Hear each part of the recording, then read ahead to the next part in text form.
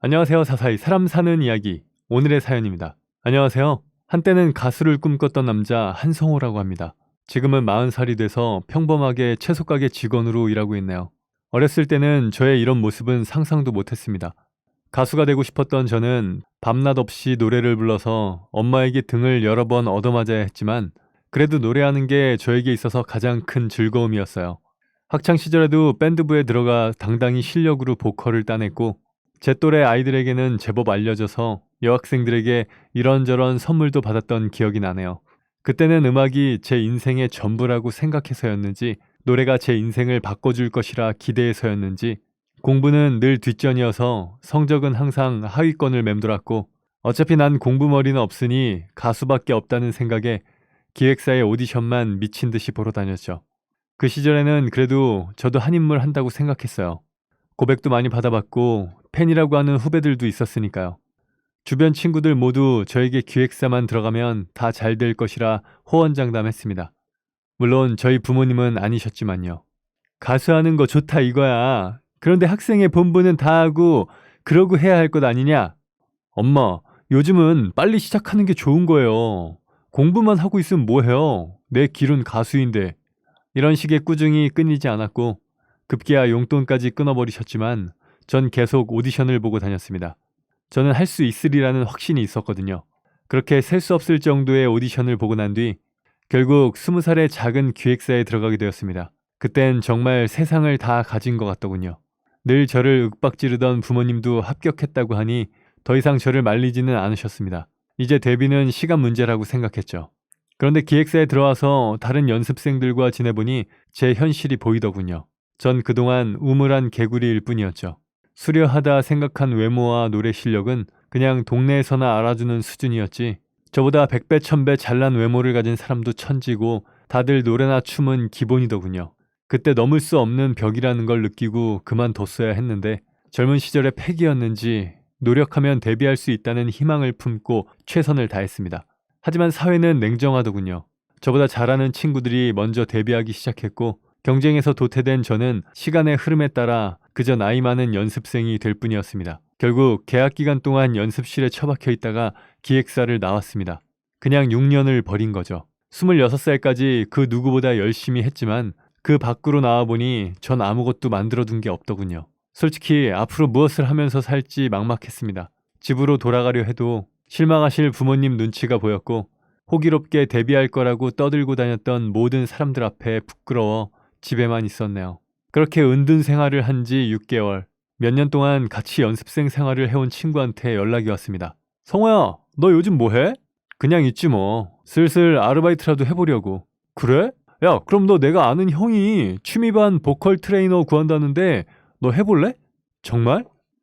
너 그동안 월말 평가 성적도 좋았잖아. 내가 형한테 강력 추천할게. 그래, 고맙다. 내가 밥 한번 살게.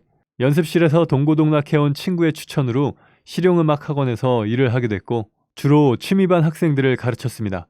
원했던 것과 다른 길이긴 하지만 그래도 음악으로 먹고 살 수 있다는 것에 만족하며 지냈죠. 하지만 세상 일은 생각처럼 쉽지 않더군요. 앨범을 낸 적도 없고 음악을 전공했다는 졸업장도 없다 보니 제가 맡은 반의 학생 수는 점점 줄어들더군요. 그러다 보니 성과제로 돈을 받고 있던 제 월급은 점점 줄어들었고 결국 강사 일만으로 먹고 살기가 어려워졌습니다. 그래서 다른 일을 병행하기 시작했죠. 하지만 노래를 가르치는 일을 주업으로 생각하다 보니 학원에서 일하는 시간을 빼고 늦은 저녁이나 새벽밖에 남는 시간이 없더군요.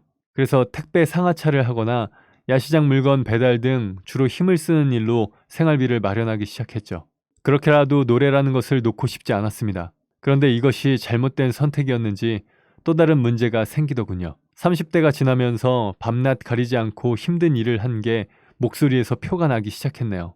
물론 목 관리를 제대로 못한 제 잘못이었죠. 나이가 들수록 점점 제 목소리가 사라졌습니다. 결국 학생들을 가르치기 힘들어졌고 학원에서도 저에게 이 일을 더 하기 힘들겠다며 퇴사를 권유했습니다. 말이 사직서를 제출한 거지 반은 등 떠밀려서 나간 거죠. 그렇게 제 음악 인생이 끝났고 그제야 현실에 눈을 떴습니다. 내가 가려던 길이 나에게 맞지 않는 길이었다는 걸 조금 더 빨리 알았다면 다른 길을 찾았을 텐데 아쉬운 일이죠. 32살이라는 나이는 누군가에게 젊은 나이일 수도 있겠지만 처음부터 새로 시작해야 하는 저에게는 제법 늦은 나이 같더군요. 무언가에 다시 도전하고 싶다 하는 것이라도 있으면 좋겠지만 제 불꽃은 꺼져버린 지 오래였으니까요. 그냥 이제 제 밥벌이 하면서 굶지 않고 살 수 있으면 다행이라고 생각했죠. 그래도 몇 년 동안 택배 상하차와 물건 배달을 하며 힘쓰는 일에 요령이 붙었으니 본격적으로 이쪽 일을 해야겠다 생각했고 지역신문을 보다가 근처 시장에 있는 큰 채소 가게에 취직했습니다. 여전히 몸을 쓰는 일을 하기는 하지만 새벽에 따로 나가서 일하지 않아도 되니 오랜만에 두 다리 뻗고 푹 잤습니다. 참 좋더군요. 그렇게 채소 가게 일을 시작하면서 저는 과거와 함께 음악을 버렸습니다. 가게 회식 후 노래방에도 가지 않았죠. 그렇게 하루 종일 힘들게 일하고 집에 들어와 아무 생각 없이 자는 생활을 했습니다. 다만 힘쓰는 일을 하기도 하고 혼자 살다 보니 밥도 대충 먹는 경우가 대부분이라서 영양 보충을 위해 매주 수요일은 고기를 먹기로 정했습니다. 그렇게 집에서 가장 가까운 양념갈비집에서 고기를 구워 먹으며 맥주 한 잔 마시는 게 제 삶의 유일한 낙이 됐습니다. 그렇게 채소 가게를 성실히 다니며 노총각이 되었네요. 젊은 시절의 준수한 얼굴은 사라진 지 오래, 이제 누가 봐도 아저씨인 40살이 되었죠. 그리고 어김없이 수요일이 되면 양념갈비집을 찾아갔습니다. 몇 년을 고정적으로 가다 보니 사장님과도 많이 친해졌고 단골이라며 고기 한두 덩이씩 더 얹어주기도 하셨죠. 때로는 다른 손님에게 내주지 않는 밑반찬을 나에게 내주시기도 하셨습니다. 혼자 사는 사람일수록 잘 먹어야 된다면서요. 정 많은 사장님을 만나서 다행이라고도 생각했죠. 그렇게 평상시처럼 고깃집에 들어가서 양념갈비 2인분과 맥주를 시키려는데 처음 보는 젊은 여자가 제 테이블로 와서 주문을 받더군요. 못 보던 얼굴이네요. 아, 단골이시구나. 지난주 목요일부터 일했어요. 자주 오세요. 하고 밝게 웃던 여자의 얼굴이 무척 귀엽게 보였어요. 하지만 그게 다였죠. 단골 고깃집에서 일하는 여직원일 뿐이었으니까요. 그리고 그 주말 일이었습니다. 평소처럼 출근해서 일하고 있는데 이번 주말은 행사가 있어서 시장 골목이 무척 시끌벅적했습니다. 어차피 행사 중에서는 손님도 없으니 다른 동료와 함께 행사장에서 뭐 하는지만 살짝 보고 오려고 가봤죠. 행사장의 중앙 무대에 도착했을 때 마침 초대 가수가 노래를 부르고 있었습니다. 그 모습을 본 저는 깜짝 놀라 꿈을 꾸는 줄 알았어요. 분명 지난주에 고깃집에서 서빙 알바를 하고 있던 그 직원이 오늘은 무대 위에서 노래를 부르고 있었으니 무척 놀라웠죠. 목소리가 꾀꼬리 같더군요. 그 갈비집 직원의 무대를 보고 있자니 제 젊은 날이 떠올라 더는 그 무대를 보고 있을 수 없었던 저는 황급히 자리를 피해 돌아갔습니다. 왜 그 모습을 볼 수 없었냐 하면 꼭 집어 말할 순 없지만 후회, 부러움, 동경 같은 여러 가지 감정이 복잡 미묘하게 얽혀 있었죠. 그렇게 애써 감정을 다스리는 사이 늘 고기를 먹는 수요일이 되었고 저는 역시 그 갈비집에 갔습니다. 그런데 손님이 평소보다 많더군요. 앉을 자리가 없어서 자리가 나올 때까지 기다려야 했습니다. 들어가서 사장님에게 인사드리자 평소보다 훨씬 밝은 얼굴로 맞이해 주시더군요. 오늘은 손님이 많네요? 아, 월요일부터였나? 새로운 직원 영금이가 트롯 가수요. 팬들이 와서 몰렸어. 좋으시겠어요. 축하드려요. 사장님은 매출이 늘어서 기분이 무척 좋아 보였습니다. 그리고 저는 평소대로 갈비 2인분과 맥주를 주문하며 비어있는 자리로 가 앉았죠. 고기가 나오길 기다리는데 이번에는 사장님이 아니라 영금씨가 서빙을 오더군요. 지난번에 오신 그분이시군요. 또 오셨네요. 영금씨는 반찬을 놔주다가 내 얼굴을 알아봤는지 밝은 얼굴로 환영해 주었습니다. 아, 네. 매주 한 번씩은 고기를 먹어줘야 해서요. 아, 맞아요. 기력 보충에는 고기가 좋으니까요. 맛있게 많이 드세요. 라고 말하며 고기를 올려주더군요. 엊그제 시장 축제에서 봤어요. 정말 대단하시던데요? 무대에 대해서 칭찬하자 영금씨는 무척 쑥스러워했습니다. 아직 무명이에요. 열심히 하고 있는데 아직 미숙해요. 아, 전혀요. 가창력도 좋고 무대 매너도 좋던데요. 감사합니다. 뭐 더 드릴까요? 괜찮습니다. 필요하면 또 시킬게요. 짧은 대화를 끝마치고 영금씨는 다시 자기 할 일을 하기 위해 갔습니다. 그리고 평소처럼 고기를 구워 먹으며 맥주를 마시는데 오늘따라 벽에 걸린 텔레비전이 아닌 영금씨에게 더 시선이 쏠리더라고요. 활기차게 일하는 영금씨는 정말 멋진 여자인 것 같습니다. 자기 꿈을 위해서 최선을 다하는 모습이 예전에 저와 무척 닮아 있었죠. 그래서 더 응원해주고 싶었던 것 같아요. 영금씨는 저와 같은 길을 걷지 않길 바랐으니까요. 그렇게 마음으로 응원을 하며 고기를 먹고 돌아갔습니다. 그리고 일주일이 지나 다시 수요일이 되었죠. 평소보다 조금 들뜬 마음으로 고깃집에 간 것 같네요. 지난주보다 자리가 많이 남아 아무데나 앉았는데 이번에는 영금씨가 아니라 사장님이 오시더라고요. 연금이 갔다 왔디야. 사장님은 주문은 받지 않고 뜬금없는 말로 저를 혼란스럽게 만들었죠. 무슨 말씀이세요? 연금이 지금은 싱글이라고. 그런데요? 뭘 날 속이려고 해. 지난주에 계속 연금이만 보고 있더만. 오늘도 갈비 2인분에 맥주지? 네? 네네. 티가 많이 났나요? 고깃집 사장님은 나에게 연금 씨에 대한 정보를 슬쩍 흘려주며 찡긋하고 웃더군요. 안 그래도 살짝 들뜬 마음으로 이곳에 왔는데 그 마음을 들킨 것 같아서 민망했습니다. 그래서 아무 말도 못하고 사장님이 가져온 물만 홀짝였죠. 그런데 연금 씨가 제 갈비와 맥주를 가지고 오더군요. 그런데 제 마음이 지난주와 달리 너무 떨려서 말 한마디조차 제대로 못했습니다. 그냥 고기 한 점에 맥주를 홀짝이며 연금 씨를 바라볼 뿐이었죠. 멋쩍은 기분에 가게를 쓱 둘러보는데 계속 연금 씨에게 한마디라도 더 걸어보려고 하는 아저씨들이 거슬렸습니다. 그 모습을 보고 용기가 솟아났던 건지 전 집으로 가기 전에 연금 씨에게 연락을 달라며 제 전화번호를 건네줬네요. 그리고 집에 와 계속 전화를 기다렸지만 결국 아무런 연락도 받지 못했습니다. 그렇죠. 저도 이제 예전 외모는 사라진 지 오래였고 직업도 채소가게 직원이니 별 볼 일 없는 남자일 뿐이었습니다. 부끄러운 마음에 자책을 하며 3일이라는 시간이 지났죠. 좋아한 지 얼마 되지 않아 금방 잊을 거라 생각했는데 이것도 시련이라고 마음이 제법 아프더군요. 차였다는 생각에 일이 손에 잡히지 않아 계속 잔실수를 하고 말았습니다. 성호야, 너 무슨 일 있어? 너 왜 그래? 오늘 이게 몇 번째냐? 아, 또 빠졌네. 죄송해요. 다시 배달하고 올게요.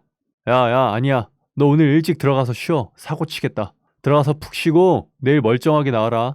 결국 사장님이 등을 떠밀어 퇴근을 시켰고 터덜터덜 집에 가는데 그 갈비집이 보였습니다. 갈비집에서 술이나 한잔 하자는 생각을 했지만 사실 연금 씨가 보고 싶었던 거죠. 웬일로 금요일에 왔어? 그런데 보고 싶은 연금 씨는 온데간데 없고 사장님만 절 반겨주더군요. 그냥 한잔 하고 싶어서요. 근데 연금 씨는요? 연금이 그만뒀어. 아, 저 때문인가 보네요.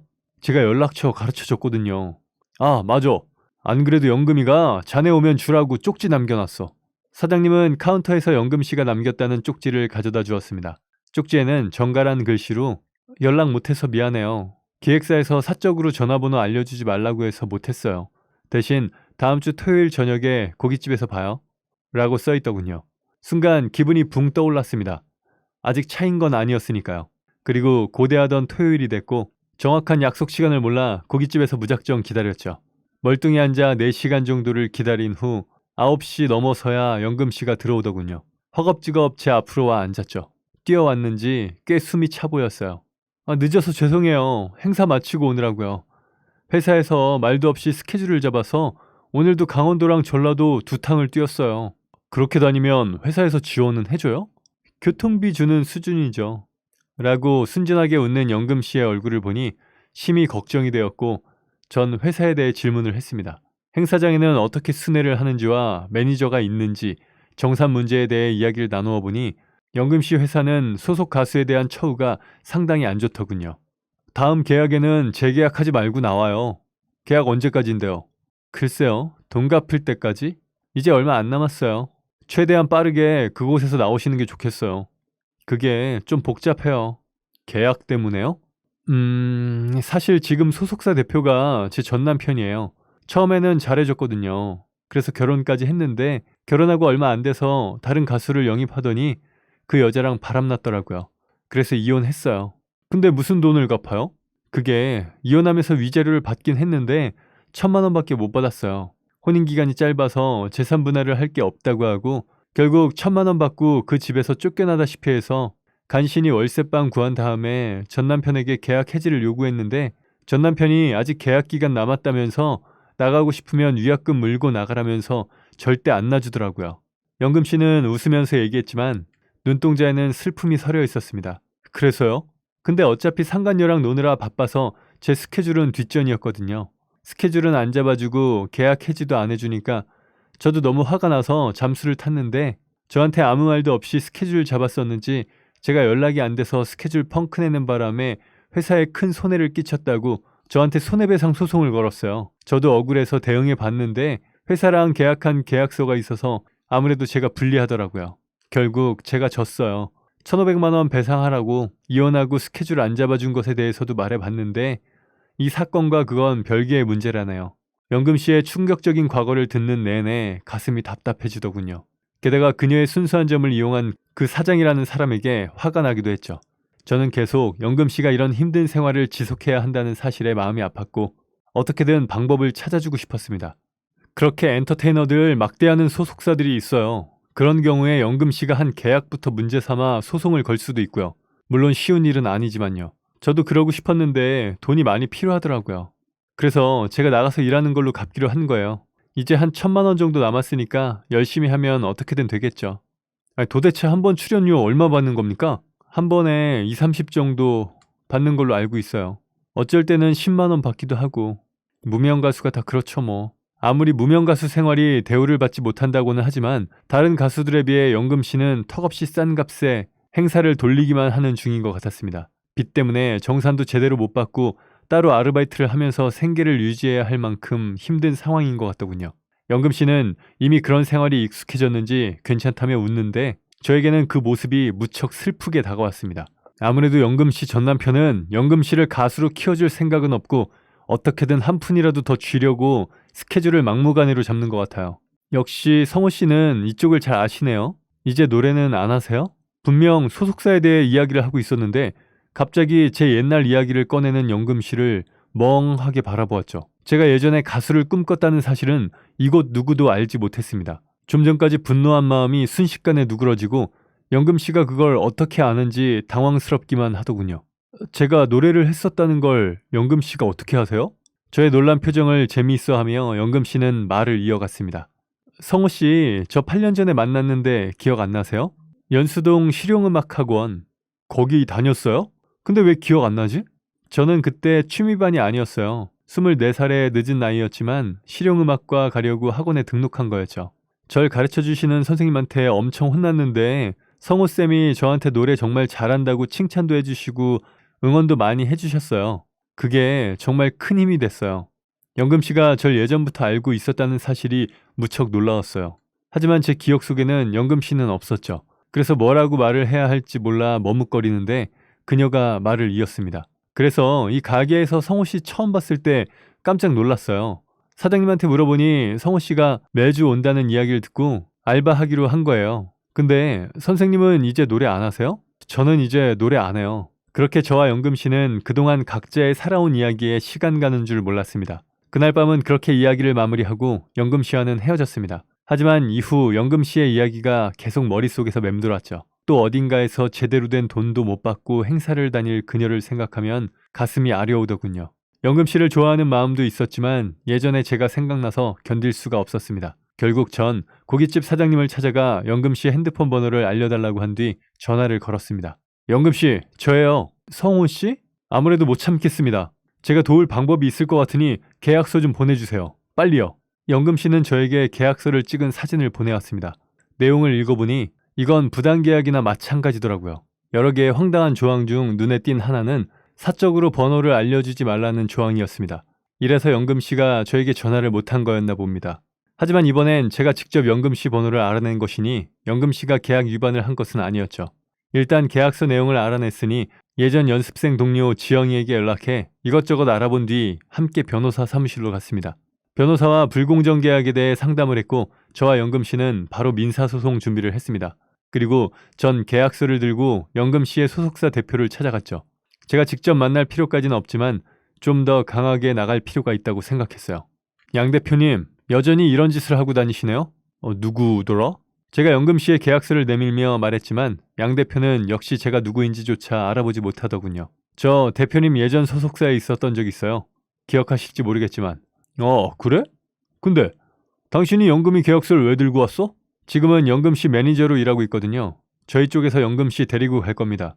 매니저라는 저의 말에 가소롭다는 듯 콧방귀를 끼며 말하더군요. 그래? 데려갈 수 있으면 해봐. 계약이 장난인 줄 아나? 종이 한 장이 무서운 거지만 그래도 그 종이 믿고 기세 등등한 기획사 대표의 기세를 제대로 꺾어야겠다고 생각했습니다. 지영이 기억하시죠? 그 친구도 대표님 통해서 데뷔했다가 영금 씨랑 같은 상황이었다고 하던데 이렇게 하시는 게 특기인가 봐요. 이런 소형 기획사는 무너지기도 워낙 쉽던데 한번 해보시죠. 그래, 해봐. 누가 너 같은 놈 무서울 줄 아냐? 뭘 믿고 까부시는지. 양 대표님, 당신 이쪽에서 소문 아주 더러워. 소속 가수들 건드린다는 소문도 많고 아는 기자한테도 알려줄까요? 그랬더니 코웃음을 치며 하고 싶은 대로 하라고 비웃더군요. 저는 일단 단단히 경고한 뒤 기획사를 빠져나왔습니다. 그리고 계획한 대로 하나씩 일을 해나갔습니다. 처음부터 쉬운 상대일 것이라고는 생각하지 않았습니다. 시작은 영금 씨에 대한 마음이었지만 어느새 제 가슴 속에는 나 또한 무기력하게 만들었던 양 사장에 대한 복수가 자리하고 있었죠. 그리고 힘들고 치열한 긴 법정 공방 끝에 영금 씨는 무사히 계약 해지에 성공할 수 있었습니다. 그리고 영금 씨는 지영이의 도움을 받아 다른 기획사로 옮겼고 그 이후 제대로 된 처우를 받을 수 있게 되었습니다. 행사비도 예전보다 훨씬 올랐고요. 양 대표의 소속사 불공정 계약에 대한 것은 지영이가 양 대표의 소속사에 있던 사람들 여러 명을 모았고 그들이 단체로 기자에게 제보를 하면서 그동안의 만행이 수면 위로 떠올랐습니다. 그러자 저와 지영이의 예상대로 양 대표에 대한 소문에 불이 붙더군요. 게다가 소속사 가수였던 사람들의 미투 운동까지 이어졌고 이 모든 것은 사람들 사이에 속속들이 퍼져나갔습니다. 사람들은 기사를 접하고 불공정한 계약서에 피해를 당하는 무명 가수들의 권리를 보호해야 한다며 각성의 목소리가 높아졌고 그 이후로 양 대표는 소리소문 없이 이쪽 세계에서 사라졌습니다. 모든 일이 끝나고 각자의 일상으로 돌아간 어느 날 영금 씨에게 만나고 싶다는 연락이 왔고 저는 다시 그녀와 만났습니다. 혹시 진짜 제 매니저로 일해주실 수 없을까요? 아니 그냥 옆에서 힘이 되어주세요. 저 또한 영금 씨에 대한 마음이 있었기 때문에 제가 할 수 있는 만큼 옆에서 영금 씨를 돕기로 했습니다. 그렇게 만나서 노래 연습도 도와주며 여전히 채소 가게 일도 계속 병행했죠. 그리고 이번에 트로트 경연 프로그램이 열려 영금 씨도 참가 신청을 했습니다.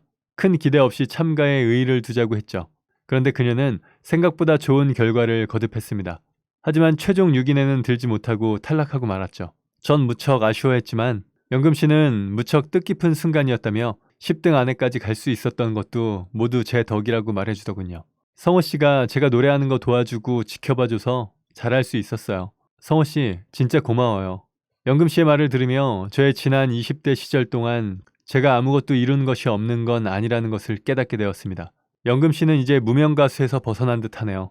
경연 프로그램 이후로 행사 의뢰도 많이 늘었고 행사 섭외비도 많이 올랐습니다. 알아보는 사람들도 많아졌고 종종 사람들과 사진도 찍기도 하고 사인도 해주기도 합니다. 더 큰 무대에 설 기회가 많아졌지만 여전히 사람들과의 의리를 지키는 영금 씨는 오늘도 시장 한복판의 작은 무대에서도 노래를 부르면서 행복해합니다. 영금 씨가 노래를 하면 다들 흥겨워하는 모습이 보기 좋더군요. 영금 씨 또한 그 순간이 참 행복하다고 하고요. 물론 저와 영금 씨는 지금까지 좋은 인연을 이어나가고 있습니다. 그리고 오늘 드디어 그녀에게 청혼할 반지를 구입했습니다. 그동안 아무 생각 없이 모았던 돈이 제가 아닌 제가 사랑하는 사람을 위해 쓸 수 있다는 것이 한없이 기쁩니다. 내일은 그녀에게 이 사연을 보여주며 청혼할 생각입니다. 댓글로 축복해 주시면 감사하겠습니다. 제 청혼이 꼭 성공하길 함께 기도해 주세요. 네, 오늘 사연은 여기까지입니다. 사람 사는 이야기, 채널 구독과 좋아요, 알림 설정 부탁드립니다. 감사합니다.